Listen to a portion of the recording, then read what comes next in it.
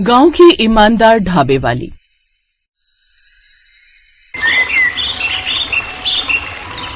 पकड़ अपना बोरिया बिस्तर और निकल यहाँ से। जब से हमारे घर में आई है तब से हमारी खुशियों को आग लगा दी है तूने। मामी, मुझे घर से मत निकालिए। इस दुनिया में अब आपके मामा जी और मेरे छोटे भाई बहनों के अलावा मेरे कोई नहीं है। माँ पिता थे, वो पिछले साल ही गुजर गए। तभी तो कह रही हूँ कि तू भी अपने माँ बाप के पास चली जा, क्योंकि जब से तू आई है ना मेरे घर में कलेश होने लग गया है। तू खुशियों की जड़ नहीं बल्कि कलेश की जड़ है। मेरा पति जो पहले हर बात मेरी सुनता था, लेकिन आज वो तेरे पीछे मुझसे लड़ता है और मेरे बच्चों पर गुस्सा उतारता है, सिर्फ इसलिए क्योंकि तेरे चेहरे पर खुशी रहे। लेकिन अब और नहीं, मैं तुझे और बर्दाश्त नहीं कर सकती। दफा हो जा यहाँ से। इतना बोलकर शकुंतला अब अपने घर का दरवाजा बंद कर लेती है। तो वहीं माया बेचारी फूट फूट कर रोने लगती है और अपना सामान उठाकर अपने पुराने घर यानी अपने माता पिता के घर की ओर निकल पड़ती है। बेचारी माया के पास ना तो पैसे थे और ना ही खाने का ठिकाना। अगर उसके पास कुछ था तो उसके माँ बाप का वो पुराना घर, जिसको उसने साल भर पहले ये सोचकर छोड़ दिया था कि उसके मामा उसकी परवरिश करेंगे।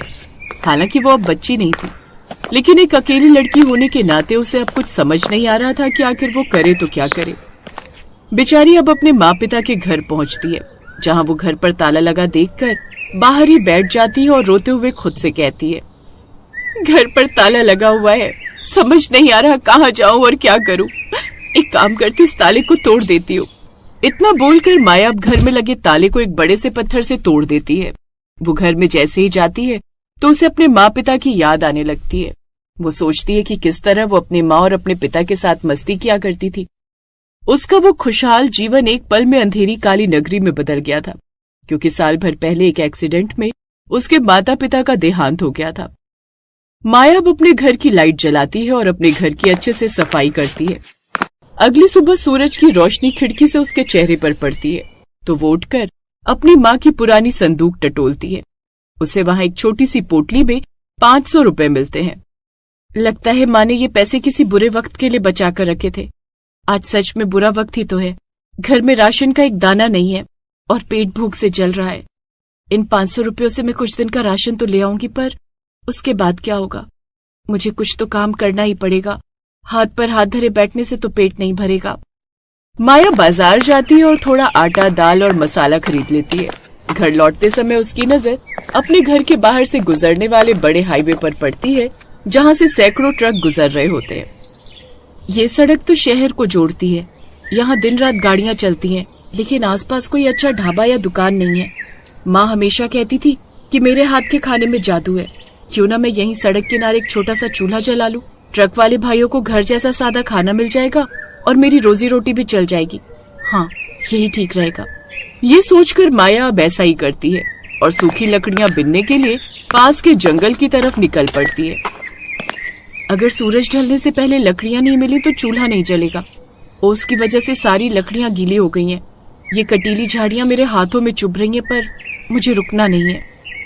अगले दिन एक बार फिर माया उस हाईवे पर जाती है और सड़क किनारे वो मिट्टी का चूल्हा बनाकर तैयार कर देती है और एक त्रिपाल लेकर चारों तरफ लकड़ी में बांध देती है, जिससे पन्नी की छत बन जाती है। अब जब ट्रक और गाड़ी वाले हाईवे के किनारे खाना देखते हैं तो कई लोग रुक रुक कर माया के हाथों का खाना खाने लगते हैं और इस तरह आज पहले ही दिन में माया की अच्छी कमाई हो जाती है।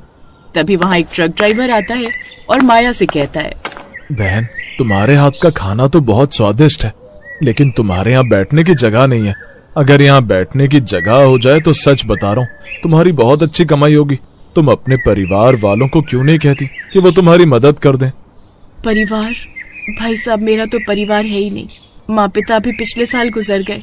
साल भर मामा मामी ने मुझे पाला, लेकिन अब तो उन्होंने भी मुझे घर से निकाल दिया। जितना मुझसे बन पड़ा मैंने उतना किया। बाकी आपने मुझे ये सलाह दी कि मुझे यहाँ बैठने के लिए कुछ रखना चाहिए, उसके लिए धन्यवाद। माया की बात सुनकर ड्राइवर कुछ नहीं बोलता और अपना खाना खत्म करके वहाँ से चला जाता है। तो वहीं माया भी अब ठान लेती है कि वो अपने ग्राहकों के बैठने का इंतजाम करेगी।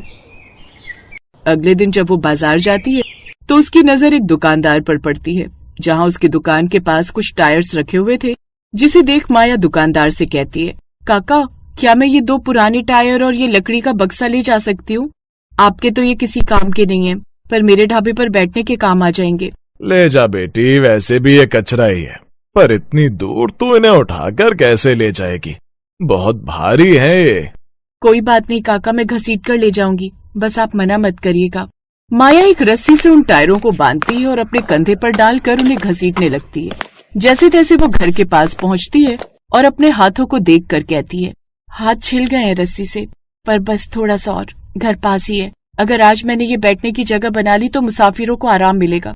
लोग तभी रुकेंगे जब उन्हें बैठने की जगह मिलेगी। हिम्मत मत हार माया, बस थोड़ी दूर और। माया अब घर पहुंचती है। कुछ देर बाद वो खाना बनाकर तैयार कर देती है और अपने पड़ोस में से एक लड़के की हेल्प लेती है। वो लड़का हाईवे पर उसका सारा सामान पहुंचा देता है और इस तरह माया ईंटों के ऊपर लकड़ी का फट्टा रखकर टेबल बनाती है और टायरों को साफ करके उनके ऊपर बोरी बिछा देती है ताकि वो बैठने लायक बन जाए। खुशबू तो अच्छी आ रही है, अब बस कोई रुक जाए। माया सड़क किनारे खड़ी होती है, तभी एक तेज रफ्तार ट्रक ब्रेक मारता हुआ वहाँ रुकता है। ओ छोरी, बड़ी अच्छी खुशबू आ रही है, क्या बनाया है? और ये टायर बैठने के लिए रखे हैं क्या? जुगाड़ तो अच्छा किया है तूने। जी भैया, आइए बैठिए। आलू की ताजी सब्जी और गरम रोटियां हैं। पानी भी मटके का एकदम ठंडा है। आप हाथ धो लीजिए, मैं अभी थाली लगाती हूँ। चल लगा दे, पर देख मेरे पास ज्यादा समय नहीं है, जल्दी परोसना। थोड़ी देर बाद वो ड्राइवर को खाना परोसती है, तभी वहाँ 2 और ट्रक आकर रुक जाते हैं। अरे भाई, यहाँ क्या खा रहे हो? हमें भी बताओ, हम भी भूखे मर रहे हैं भाई। अरे आओ आओ, इस बिटिया ने क्या लाजवाब सब्जी बनाई है, और देख बैठने के लिए टायर भी रखे, बिल्कुल घर जैसा माहौल है। अचानक ढाबे पर 3-4 लोग हो जाते हैं। माया घबरा जाती है, उसके हाथ कांप रहे होते हैं। सभी लोग खाना खाकर खुश हो जाते हैं। मजा आ गया बहन, ये लो 40 रुपए, खाना बहुत बढ़िया था। अगली बार आऊंगा तो चाय भी पिलाना। जरूर भैया, अगली बार आपको चाय भी मिलेगी। आपका बहुत बहुत धन्यवाद। देखते ही देखते अब सभी ड्राइवर वहाँ से चले जाते हैं और दोपहर तक माया के पास 150 रुपए जमा हो जाते हैं। आज 150 रुपए कमाए। अब मैं कल के लिए थोड़ा ज्यादा सामान ला सकती हूँ और शायद एक पुरानी केतली और कुछ गिलास भी खरीद लूं ताकि चाय शुरू कर सकूं। धीरे ही धीरे सही, पर मेरा ढाबा अब खड़ा हो रहा है। इस तरह माया खुश हो जाती है और अपने घर चली जाती है। समय गुजरता है और गुजरते समय के साथ अब माया का हाथ अपने ढाबे पर जम जाता है। अब अकेले काम करने में उसे दिक्कत नहीं आती और अब वो अपने ढाबे को बिल्कुल ईमानदारी से चलाने लगती है। और तो और अब उसका ढाबा इतना अच्छा चलने लगा था कि अब उसका ढाबा एक पन्नी वाला नहीं बल्कि अच्छा खासा ईंट पत्थर वाला टेबल कुर्सियों वाला ढाबा बन चुका था।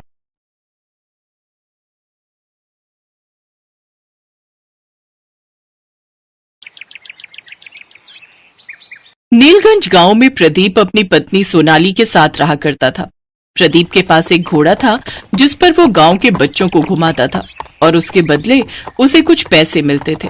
एक रोज प्रदीप सुबह सुबह काम पर निकल रहा था कि तभी उसकी पत्नी सोनाली उससे बोली, घर में राशन पानी खत्म होने वाला है, शाम को घर आते वक्त ले आना। ईश्वर से प्रार्थना करना सोनाली कि आज कोई अच्छी सवारी मुझे मिल जाए ताकि मेरी कमाई ठीक ठाक हो सके। मैं आपसे कितनी बार कह चुकी हूँ कि इस घोड़े को बेचकर आप दूसरा काम शुरू कर दीजिए। ये तुम कैसी बातें कर रही हो सोनाली? ये मेरे माता पिता की आखिरी निशानी है। अरे अब ऐसी निशानी का भी क्या फायदा जिससे हमारे भूखे मरने तक की नौबत आ जाए। क्यों चिंता करती हो भाग्यवान, जो किस्मत में लिखा होगा वही मिलेगा। ये कहकर प्रदीप अपना घोड़ा लेकर चला गया। रास्ते में उसे राजू मिला। अरे प्रदीप भाई, मुखिया जी ने आपको बुलाया। प्रदीप मुखिया के घर पहुंचा। तुम्हारे पिता ने मुझसे कर्ज लिया था, अब तुम मुझे वो कर्ज लौटाओगे, समझे? लेकिन उन्होंने अपना खेत भी तो आपके पास गिरवी रखा था। उस बंजर जमीन का मैं क्या करूंगा भाई? तुम मुझे मेरे पैसे लौटाओ, नहीं तो मैं तुम्हारा ये घोड़ा अपने पास रख लूंगा, समझे? प्रदीप वहाँ से दुखी होकर चला गया। तभी मुखिया के पास गांव का सेठ आया। काम हो गया क्या मुखिया जी? समझो हो ही गया सेठ जी। शाबाश, आप नहीं जानते बाजार में उस घोड़े की कीमत कितनी है? सेठ जी, आपके कहने पर मैंने उसे धमकी तो दे दी, लेकिन कहीं ऐसा ना हो कि वो 1 महीने में मेरे पैसे लौटा दे और फिर मुझे उसको वो उपजाऊ खेत भी लौटाना पड़े जिससे मैं लाखों कमाता हूँ। अरे वो गरीब 1 महीने में इतने पैसे कहाँ से लाएगा? उसके यहाँ तो कभी कभी खाने तक के लिए कुछ नहीं होता। अच्छा, अब मैं चलता हूँ। उधर प्रदीप उदास होकर घर चला जाता है। कुछ देर बाद उसका एक दोस्त उसके घर आता है। क्या बात है प्रदीप, बड़े दुखी दिखाई दे रहे हो? प्रदीप सोनाली और रंजन को सारी बात बताता है। देख प्रदीप, अब घोड़े की इस गांव में ज्यादा जरूरत नहीं है। तुम मेरी मानो तो मेरे साथ मेरे ढाबे पर काम करो। नहीं रंजन, मैं अपने घोड़े के पेशे को नहीं छोड़ूंगा। ये काम मेरे पूर्वजों से चला आ रहा है और मेरे दिमाग में एक तरकीब आई है। अगर वो काम कर गई तो मैं उस मुखिया के पैसे लौटा दूंगा और उससे अपनी जमीन भी छुड़वा लूंगा। लेकिन आप ऐसा क्यों करेंगे जी? प्रदीप मुस्कुराया और जंगल से लकड़ियां लेने चला गया। फिर ढेर सारी लकड़ियां काट कर घर ले आया। फिर 3 दिन के अंदर ही दिन रात मेहनत कर प्रदीप ने लकड़ियों का एक सुंदर सा बड़ा टांगे का बॉक्स बना लिया। अब हमारी घोड़ा गाड़ी तैयार है। अब कमी है तो बस रसोई की। वाह, कितना सुंदर लग रहा है ये। लेकिन रसोई की कमी मतलब? मैं कुछ समझी नहीं। मतलब ये कि अब हम इसे एक चलती फिरती घोड़ा गाड़ी रसोई बनाएंगे। देखो भाई, आजकल आधुनिक जमाना है और लोग हमेशा कुछ नया करने की कोशिश करते हैं, लेकिन मेरे पास इतने पैसे नहीं है कि मैं इसमें राशन भरवा सकूं। फिर मेरा ये काम सफल कैसे होगा? अब आप बहुत थक गए जी, चलिए चलकर अब सो जाइए। कल सुबह देखेंगे कि आगे क्या करना है। वो दोनों खाना खाकर सो गए, लेकिन अगली सुबह जब उठे तो उन्हें बाहर से खाने की बहुत अच्छी महक आ रही थी। वो दोनों बाहर आए तो वो खुशबू घोड़ा गाड़ी में से आ रही थी। वो सीढ़ियां चढ़कर उस घोड़ा गाड़ी के अंदर गए तो उसकी रसोई में तरह तरह के पकवान बने हुए थे। ये जादू देख वो हैरान थे। तभी किसी की आवाज आई। घबराओ मत प्रदीप, ये जादू मैंने किया है। कई साल पहले मुझे एक वरदान मिला था जिससे मैं किसी भी तरह की कोई एक ख्वाहिश पूरी कर सकता हूं। कल रात मैंने तुम्हारी बातें सुनी। तुम घोड़ा गाड़ी रसोई के नाम से कुछ कमाई करना चाहते थे, इसलिए मैंने तुम्हें ये जादुई रसोई दी है। अब इस रसोई में कभी अन्न की कमी नहीं होगी और तुम जो जितना जितना इस रसोई से मांगोगे तुम्हें मिल जाएगा। अब तुम दोनों जाओ और इस व्यापार से खूब लाभ कमाओ। ये सुनकर वो दोनों बहुत खुश हुए। लोग आकर्षित हुए और खाने की खुशबू से उसमें खिंचे चले आए। देखते ही देखते घोड़ा गाड़ी में लगी कुर्सियां भर गईं। सोनाली और प्रदीप झट से रसोई में से खाना लाकर लोगों को परोसते हैं, जिससे उन्हें खूब कमाई होती है। भाई वाह, कितना स्वादिष्ट भोजन है भाई, है मजा ही आ गया भाई। कुछ ही दिनों में उससे अच्छी खासी कमाई होने लगी। आपने तो सचमुच कमाल कर दिया जी। ऐसे ही उन्हें महीना पूरा होने वाला था और वो अपने पिता का कर्ज उतारने के लिए गांव के कुछ लोगों के साथ पैसे लेकर मुखिया के पास पहुंचा, जहां सेठ भी मौजूद था। जैसे ही वो प्रदीप पैसे लौटाने आए, आप उसकी घोड़ा गाड़ी रसोई छीन लेना, फिर वो मुझे दे देना। आपको उसके दुगने दाम दूंगा। ऐसा कभी नहीं होगा। ये लो तुम्हारे पैसे और मेरे पिता की जमीन मुझे वापस लौटाओ। प्रदीप का ये रूप देख मुखिया और सेठ जी घबरा गए और उन्होंने उसकी जमीन के कागज उन्हें लौटा दिए। अब प्रदीप खुशी खुशी सोनाली और गांव वालों के साथ जमीन के वो पेपर लेकर लौट गया। Best buddies. Hello friends, thanks for watching this video. अगर आपको ये वीडियो पसंद आया है तो प्लीज लाइक, सब्सक्राइब, कमेंट्स करें इस वीडियो पर और हाँ, शेयर करना भी ना भूलें। और भी मजेदार वीडियो देखने के लिए नीचे दिए गए बेल आइकॉन को दबाएं। देखते रहिए बेस्ट बडीज।